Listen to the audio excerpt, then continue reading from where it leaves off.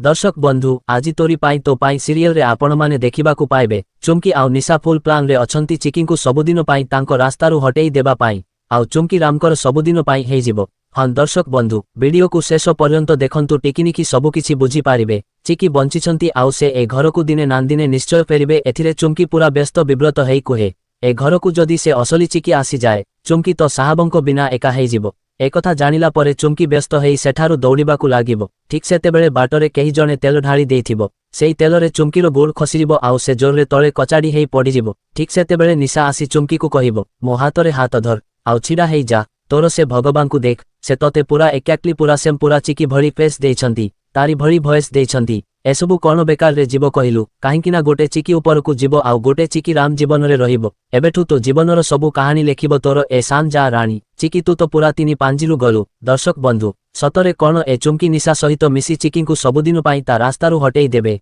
आपण मानकु कौन लागुछि आमकु कमेंट रे एस और नो लेखि जणैबाकू जमारू भी भूलिबेनी।